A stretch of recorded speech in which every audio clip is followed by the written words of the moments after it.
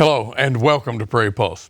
Coming up later on the show, we'll profile Bumadizo Wigamig Creators Place in Pine Point, Minnesota. But first, our guest joining me now is Troy Coons, the president of Northwest Landowners Association in North Dakota. Troy, thanks so much for joining us today. Thanks for having me. As we get started, we always ask, tell the folks a little bit about yourself. I grew up on a farm in Donnybrook, North Dakota. Our farm is a seed farm. We raise pedigreed seed and sell to other farmers. We do a little bit of dirt work as well, and our family has always volunteered time to different causes, and that's part of the thing behind the Northwest Landowners Association. We saw an issue and some other folks, and so we formed an organization to help the farming, ranching, and property owner community of North Dakota. Well, you may have just answered my next question, but let's redefine it here. What is the Northwest Landowners Association? When and why did it start? Was it founded? It started over 15 years ago when some of us there was a proposed world's largest wind farm in our neighborhood.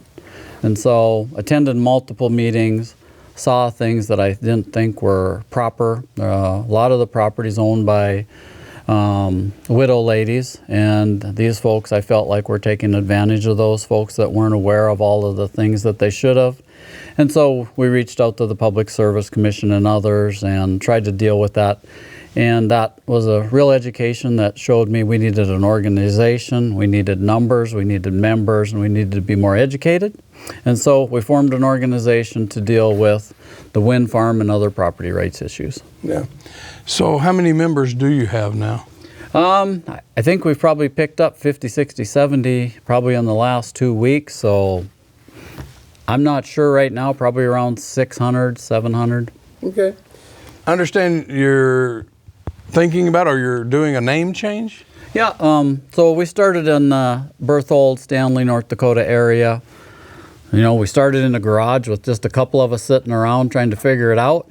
And we were in Northwest North Dakota, so that's what it become. Since then, all these years, we've been at the legislative session and rulemaking with the Department of Environmental Quality and guidelines and all this. We've branched out across the state. We have members in 18 states now where the family disperses out across the country that own property here. So we're all across the state, members from all over. And just the meeting we put on last week in Jamestown, they said, God, I wish you could help us over here. And we were there to have a meeting, and it was the W in the NW Landowners Association. So we started the process to changing it to North Dakota Landowners Association, just for the psyche of it that makes people feel comfortable we can work across the whole state. Well, and I assume it's grown to more than... Grown. Yeah. Well, understand big lawsuit your group has been involved with in recent years centers around the injection of carbon dioxide into pore spaces to sequester it. Before I talk about, what does that mean? Pore space is the cavities between, say, the grains of sand or the grains of soil. It's those voids. And so where that void is, you can inject other gases or fluids into that. So that's that area. That's a very simple definition of it. So I understand your group is opposed to this and you have a lawsuit against it. So we're not opposed to the use of pore space, but we're opposed to the legislation that our legislative body passed that infringed upon our members' constitutional rights. Okay. So take us through maybe some of those legal battles and how it stands now. So in 2019, the legislature passed a Senate Bill 2344. That was our first lawsuit against the state. It was a facial challenge, and we took that all the way to the North Dakota Supreme Court and won. The next legislative session, they passed another bill, which was Senate Bill 2065, that was different than the first one, but still related to pore space. And so our issues with that, they use a term called amalgamation. It's just another word for taking. If you get to a threshold, and they set a threshold, say you get to 60% or 65% of the people involved in an area, they can take the rest of that property, and then they can just determine what or if you get compensation for the use of your pore space. They get to decide all of the terms for you. So that's a taking. The other thing they did is took away your right to a jury trial of your peers, which just sounds amazing to me that that can happen in this country. And then surface access was another issue that was there, and how people can come onto your land. And so we're a believer that they need to get permission, and you work out an agreement. Again, I think you're almost jumping ahead of me here. So why is this important to landowners? Well, you know, it's one of the key principles of the founding of this country, is to be able to own property. And the key principle of that is to be able to say no to people entering your property. And so with this would be the government allowing them to take your property for certain use, which there is a process called eminent domain. And then if it's taken and it's in the public good, like say building a highway system or something, they can take it, and then they give you what's called just compensation, which is a defined term in the legal system. And so this other route did not use those. They used the word equitable, and they could have used just compensation, and they could have did it through the other process, but they were trying to push something through in a different fashion. Well, so obviously you're stating that landowners deserve the just compensation in these cases. What kind of just compensation are they looking for? Is it just monetary or? Well, there's a lot of things, but yes, the monetary would be part of it. You want to make sure that they have the right to be doing what they want to do and use your property. Do they meet the requirements? And then getting compensated for your land fairly is the key part of it. So that's when you go to court, then a judge can determine that with expert witnesses and such to determine your compensation. So do you think, or your organization think, that the North Dakota Industrial Commission maybe has too much power in matters such as these? I think all of the regulatory agencies, you know, DEQ, DMR, Industrial Commission, they need to have rules and they need to have authority. This come from the legislature, was the guidance to them. And so do we feel that the Industrial Commission made a large misstep here in themselves? Yes, because we do have members that have individual lawsuits as well. And so, yes, we feel like they made some mistakes there, and that the legislature made some very large mistakes in passing these laws. Okay. Well, I understand your group is opposed to a bill in this legislative session in North Dakota, Senate Bill 2208, maybe? Yes. And can you talk about this and where it stands? That bill has been defeated. We defeated that one. And so we were fortunate there. That was one that felt a little bit like extortion from our state government, that if you, say, put on moratoriums to certain development in an area to determine how X development fits with your comprehensive plan, they could withhold certain grant funding and different things. So we were fortunate that one got killed. So that one is done at this point. Okay. Well, let's talk about balancing resource development versus property rights in North Dakota. Can you talk about that some? So our organization, its base principles, we were started, when you look at our mission statement, was to inform and educate and facilitate relationships. So we wanted to educate the citizens of North Dakota and our members, educate agencies and industry to work together to have a balance between resource development and reclamation and everybody being treated fairly in the end. So we're not against industries, we want it fair and balanced. And so we put on conferences, like last January we had a constitutional conference in Bismarck. We had, I believe, 18 states represented come to it.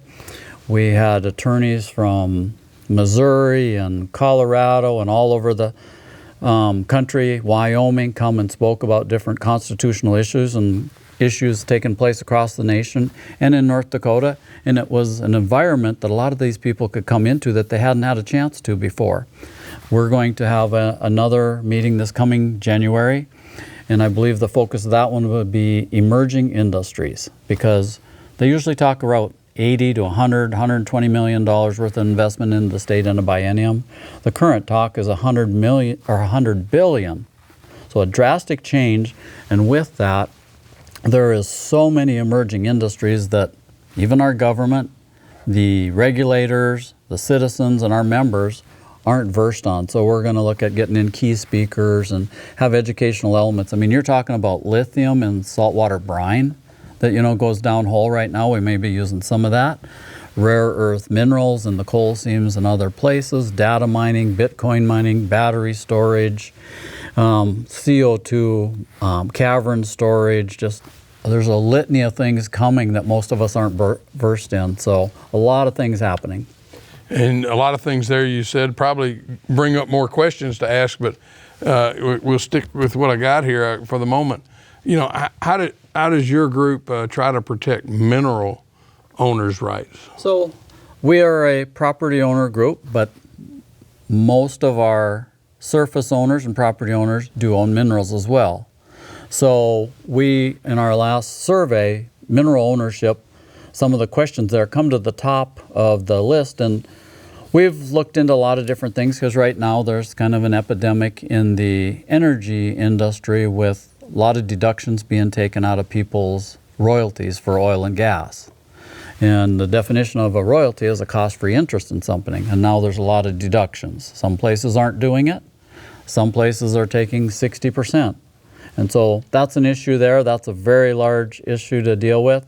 So we try to find the balance between the development and the surface rights, because the surface owners house all of these developments. So they need to be protected, and they usually only get damages, is what it's called. So it's a fine balance, but we're not against industries. We just want to be protected. Most of us, when we think of mineral rights, maybe just think of oil rights. Are there other mineral rights that are being protected? For sure. Yeah, you got your oil and your gas, and now we're talking rare earth elements or rare earth minerals.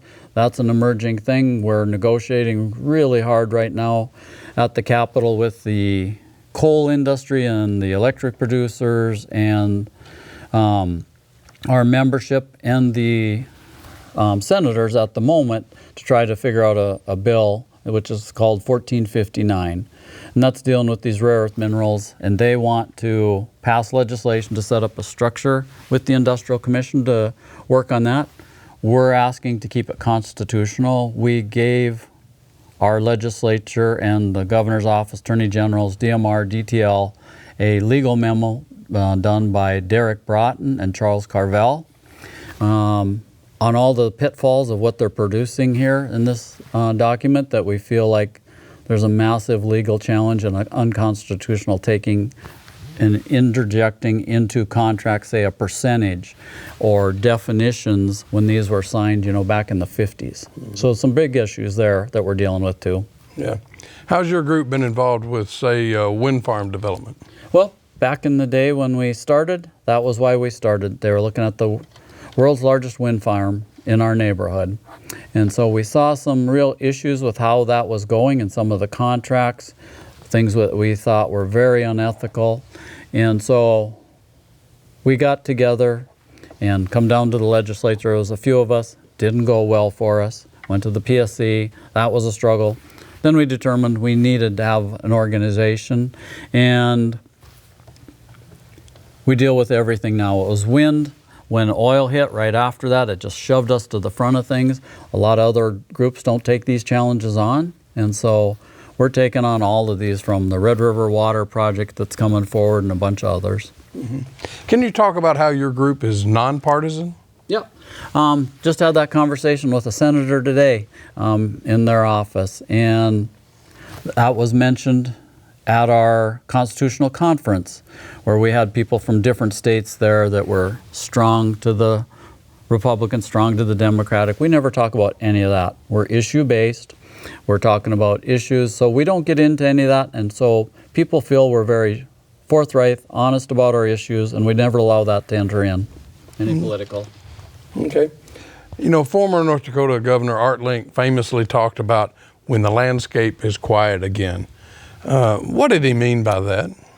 Well, we used that quote for years and years and years and still believe in it, and he was a very smart, thoughtful, forward-thinking person. What it is when you have whatever development, if it's coal, if it's oil and gas, if it's rare earth minerals, on and on, we need to have processes in place at the start of development, so when that time ends, the people that are hosting all of these developments are made whole, and that land will be protected and we'll be proud to own it, and the state will be proud of it, not just eyesores like you see across the world. Does that still stand true today? His statements, yes, for sure. You know, what are some of the other issues maybe that your group's currently involved in?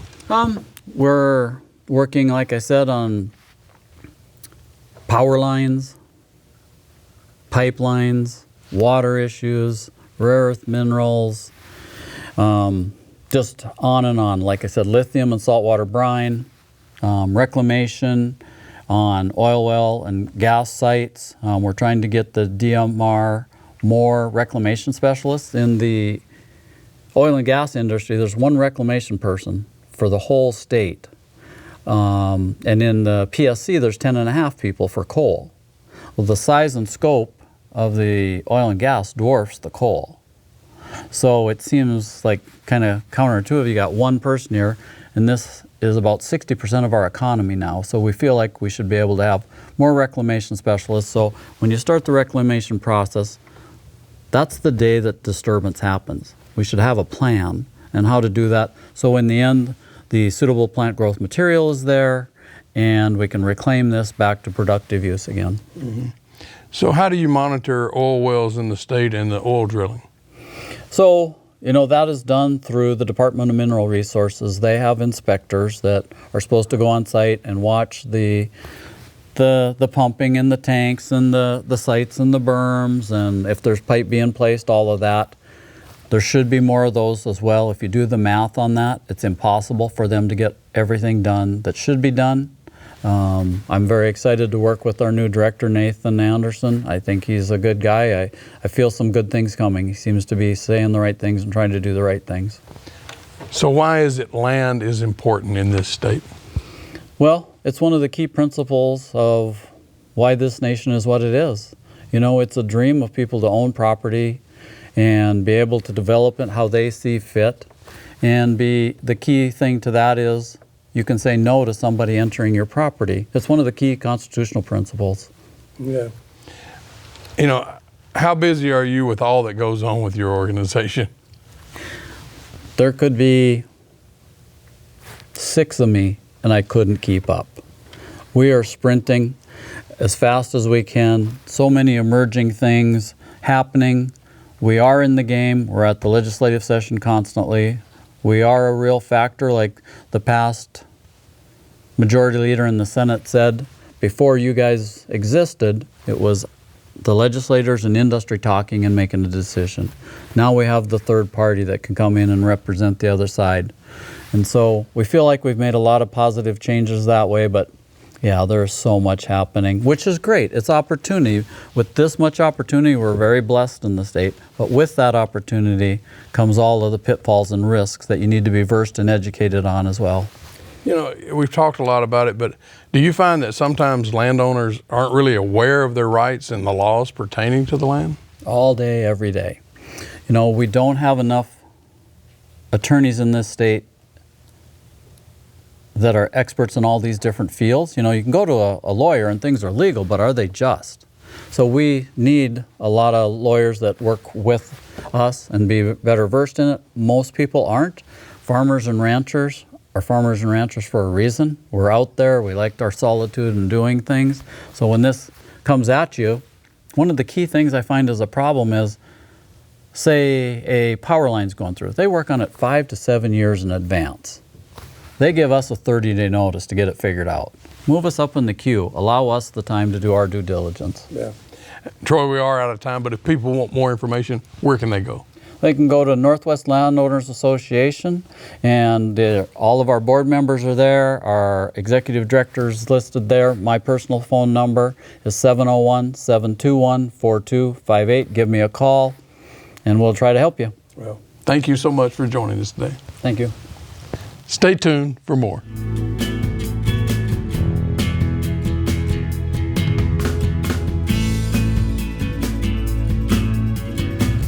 Bumadizo Wigamig Creators Place is a small manufacturing center in Pine Point, Minnesota, near the White Earth Nation Reservation. Founder Gene Cruft shares with us how this facility offers locals employment, on-the-job training, and income through manufacturing and artistry. In the Ojibwe language, Bamadizo means support oneself or provide for oneself. Wigamig is just a house or a place, so this is a place where people can provide for themselves or support themselves. I'm Gene Cruft, and I am the founder of Bamadizo Wigamig Creators Place. We are in Pine Point, Minnesota, and that is a reservation village on the White Earth Reservation. Right before the pandemic, I had started volunteering out here, and I saw the skills and the enjoyment people were having, and I thought, well, Pine Point needs a place to work. They need a place to be. But there isn't. There wasn't anything. There wasn't any kind of employment at all. So I thought, well, it would be good to have like a little center for manufacturing, arts, whatever people could do to have a place like that right here in Pine Point. And of course, I'm a retired educator, and I thought, well, that's a nice idea. However, about a week after I had that idea, my cousin, Albert Kolosky, had passed away and had left me $250,000. And I thought, well, that's what that's for. There just wasn't any doubt in my mind. So I ordered this steel building, created a board of directors, created a 501c3, a nonprofit. I don't know that anyone ever thought that I would really build this. However, it did. And it's an amazing thing. I mean, it's amazing to me that this has come together and actually worked. There are many barriers to people here going out beyond this community to find work. There is racial prejudice in the outer community. People often don't have valid driver's licenses or vehicles. There's criminal backgrounds that can look real bad on a resume if you have the resources to make a resume. And childcare, there's no real childcare here. So there are many barriers to going beyond this village to find work. And, you know, the idea is this is kind of a stepping stone. Each person here has an individual plan, an employment plan that they are working on. And we identify the barriers that they have and figuring out ways to overcome those barriers while still getting the experience and skills that they need for going on and working someplace else.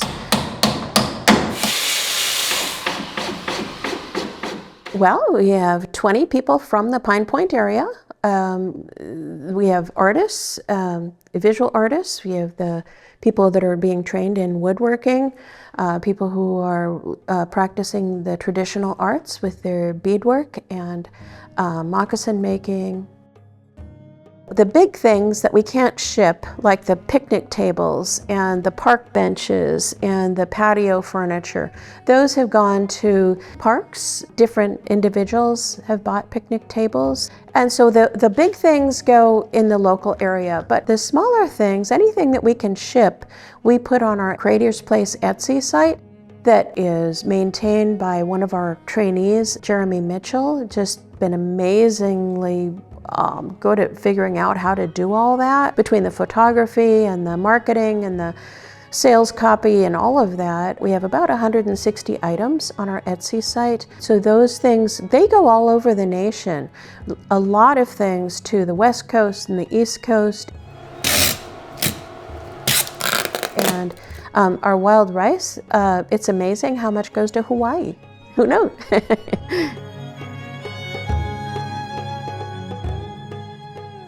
Every day is a blessing, you know. You wake up in the morning and... My name is David Edwards. I do artwork. I actually draw and paint and help out around the shop whenever it's needed. And we've grown a lot in over a year. A lot of this stuff wasn't here a year ago, but now I come here and it's just this is the the best thing, that could ever happen to all of us, me as an artist, everybody that comes in here and contributes. This place is something else. It's the best, I wouldn't trade it for anything, but it is a dream job. I see it as doing right what it's doing right now, but being an actual manufacturing center and arts center where people are practicing their art for as many hours a week as what they want to in order to sustain themselves and their families. There's a dream that we would have land next to this that would have automotive center. Many backyard mechanics that are excellent here in the community, and so it would be very nice to have a shop where they could have a lift for the vehicles and that kind of thing. And of course the real dream is that this will be totally run and operated by people from this community. So this will be their economic venture. I'm just amazed that it's just exactly what I thought it might be. And that doesn't happen a lot in a person's life. So yeah, I'm just amazed and thankful.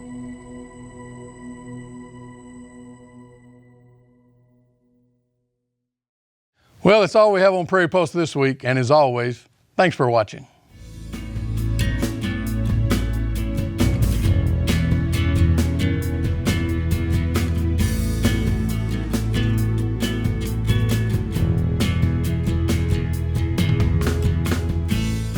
Funded by the Minnesota Arts and Cultural Heritage Fund, with money from the vote of the people of Minnesota on November 4th, 2008.